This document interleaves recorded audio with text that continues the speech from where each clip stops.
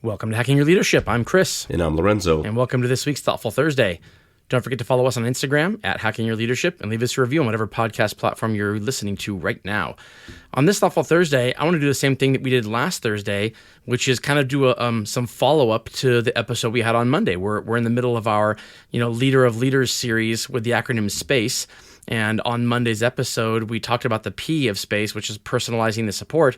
And we had a lot of good feedback from people, a lot of messages on Instagram. And some of the common theme I saw was some people were asking for some specific examples of times when we maybe were the not the victim, but where we had to deal with kind of a broad brush approach to support from a leader, and what that looked like to us, or how that kind of caused problems and how we moved through that.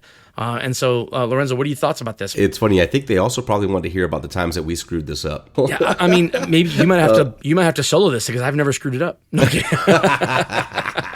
Yeah, exactly. That is not true. I think it happens quite often, and I can think of times when, for me, when I'm not getting personalized support, people that know me know that I'm probably just as good a follower as I am a leader. And so I'm looking for clarity. I'm looking for, what's the expectation? What's the deadline? What's going on with that? But I also need it to be like kind of a two-way conversation. I need to make sure that I have the space to ask whatever questions I need to ask, to challenge sometimes if I need to challenge something, just so I can get a better idea of whether it's, what the priority, what the urgency is as I'm balancing multiple other things that are going on.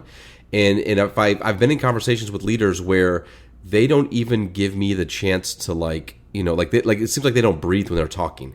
Yeah. Where it's just constantly going, and then they ask those questions of does that make sense? And then the other thing, like they don't even pause to let you even answer if it makes sense or not, or if you agree. They just keep going and keep going and keep going. And I think that happens in times where maybe they're delivering something, a strategy that maybe they don't necessarily agree with, or they don't have all the answers, or they're not exactly sure, but they've been told they have to do it. And so when that's happened to me, that's very frustrating, because then I get the sense of you don't actually want me to learn anymore or ask anymore or figure out what's going on here. You just want me to nod my head and just say, okay, I got it, and I'll walk away. But again, people that know me know that that's not my style. And if I feel that way, then probably the work you're going to get is going to be the absolute minimum of expectation. And I'm just going to do what I'm being told to do specifically. Because again, I don't know, I feel like the personalized aspect for me is somebody that says hey, here's what's going on. And if they know me well enough to say, you know what, I don't even know if I fully agree with this yet, but this is what we're being asked to do, I can respect that. You know what I mean? I can definitely respect that and understand that. And then I say, oh, okay, cool. So we're both flying a little bit blind here to a degree, but I'm okay with that, because if we're being asked, it must be for a reason. And let's do the best we can with what we have, versus the other way around, which is don't let me talk, don't let me speak, don't let me ask questions. And that just doesn't work for me from a personalization standpoint. Right. I like that a lot. It goes a long way if a leader says to me, if they just kind of come clean about what the situation is, how much time they had to prepare, how much support they believe they have on it, how much buy-in they have, and versus not, how much skepticism they have. Those things go a long way, because they're really hard to fake. It's hard for a leader, for a person in general, really, but it's hard for a leader to genuinely come off like they are 100% bought into something when they are not 100% bought in. And the longer you've known a person, the easier it is to see through that facade. And on the flip side, I completely get the knee-jerk tendency to want to do that, because from a leadership standpoint, you're thinking, okay, how will my people buy into something if they think I'm not even bought into it? And that's a great question to ask. The answer is they won't. They won't buy into it if you're not bought into it. But faking that you're bought into it doesn't mean you've convinced them that you're bought into it. It just means that A, they won't buy in anyway, and B, now they don't trust you. So, the only solution really is to be upfront and honest about the level of skepticism or buy-in you have. Sometimes a person who is making a career with an organization, or sometimes it's necessary to buy into something simply because you're being asked to do it. Now, Now, that doesn't mean that you should put your personal values on hold. It doesn't mean you should go against something that you believe it may be unethical. Those are the times where you really want to push back and get some clarity beforehand. But if something doesn't fall into those categories, it's not unethical, doesn't go against your personal values. If it's just something that, like a lot of things, just don't make sense. Like it was written by somebody who's never walked a mile in your shoes. And so they're like, you're wondering why they're asking you to do something. If it's just one of those things, which is way more often than the unethical or the, values-based stuff, then sometimes it's necessary to suspend that a little bit and say, you know what? The track record I have with this person or this leader says that they don't steer me the wrong way. I am going to vocalize that, I would like some more on this. I want to ask for more. I want to ask some whys here. But if you don't have them, that's okay. We'll get through it, and you have my commitment to executing this. But we're going to follow up on this in a little bit. So I'll give you some time to ask the right person, get your ducks in a row. We're going to have the conversation. Believe me, we don't have to have it right now, and I will execute for you. I think that those conversations can't be initiated by the employee. They have to be initiated by the leader. They have to be kind of provoked by the leader.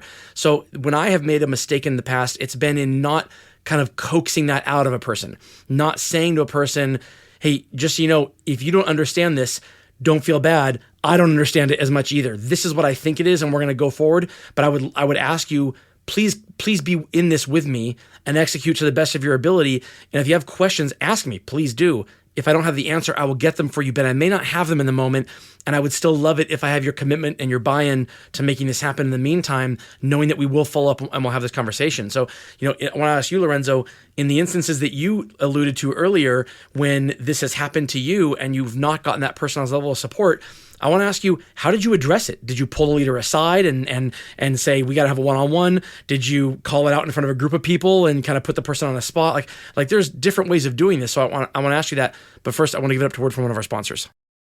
All right, Lorenzo, so when this happened to you, what did you do? Did you just kind of like grin and bear it? I mean, I know you said that's the quickest way to get you to just kind of like shut down and kind of phone it in a little bit, but you're not one to do that for a long time. I can't imagine you enjoying life phoning it in for a year. So at what point do you have to have the conversation? It just depends upon the relationship that I have with that leader. Again, sometimes we get caught up, all of us, and we do it. And I'll share an example of how I fell victim to this just a couple of weeks ago. And so if I have a good relationship with the leader and they're doing it, and maybe they're not aware that they're doing it, or that type of thing, I might make a remark or make a joke out of it, or have it be a little funny, and then let them go like, oh, you know what, you're right. Like, I understand. Like, all the way from making a snide little joke to saying, how about you just let me do my job? And then it's like, oh, you're right. Ooh. Like, you do your job, right? But in this in particular instance, it was a sidebar conversation because I felt that there were other things in the relationship that I wasn't sure that was this coming from a place of them not feeling great about the strategy and not wanting to get any pushback, or was there something else there in regards to our relationship? So that was a sidebar conversation. So I think those conversations, again, they run the gamut based upon the already established relationship that you have with your direct leader. I said I fell victim to this a couple of weeks ago. I was talking with another leader and started to ask them if they wanted me to do things for them. And their response was very professional and polite. They said, no, you know what? I think I can handle that. And then that alone, it sparked. I stopped for a second. I paused and I said, you know what? You're absolutely right. I was like, what do you need from me? Like, is there anything that I can do for you to make this easier? What do you need from me, if anything at all? And I'm okay if you say you've got this, right? And then they were like, oh, well, no, I definitely appreciate that. Thank you so much. And I'm sure there will be things that I might need your support with. And here's one of them, but this one is not it, right? Perfect, But it was that same thing where it was like the feeling of wanting to help and support and add value, but not really considering who I was talking to or their level of capability, what they can do, what they've done before, what they're perfectly fine doing. I was lost in the moment for a second, but it took them saying that to me for me to reset myself and then kind of move it forward. And then I think, as we've talked a lot on this podcast, it's so important. I went back to the person later on and said, hey, I just want to clarify and say thank you for saying that, because I was in this space of doing this. and then you reminded me of your role, you reminded me of my role, and you reminded me in the space that I needed to play, which in this instance was to give you some space to do your thing. And I think that's such an important part of it, because that follow-up and the dialogue is what I believe continues to have that door be open, and for that person to feel perfectly fine with letting me know if it's too much or if it's not enough. Or if there's other things that they want to talk about in regards to the level of support that I supply. Yeah, that makes a lot of sense, and this is especially important when we're talking about being a leader of leaders, because if you're a leader of leaders, you're going to have people at several different kind of layers of capabilities and experience levels, and the different shoes they put on throughout your organization, how long they've been around, and you could have conversations with 3 different people who do almost the same job, and one of them really needs a ton of support, and one of them just really, you almost don't even need to ask them about it at all. They've already done it because they know what the role is. And so this just really emphasizes the importance of personalizing that support, knowing who your audience is, and making sure that people feel like they have the right level of support, not too much or too little. Absolutely. And with that, it brings us to the end of this episode. This is Hacking Your Leadership. I'm Lorenzo. And I'm Chris. And have a great day.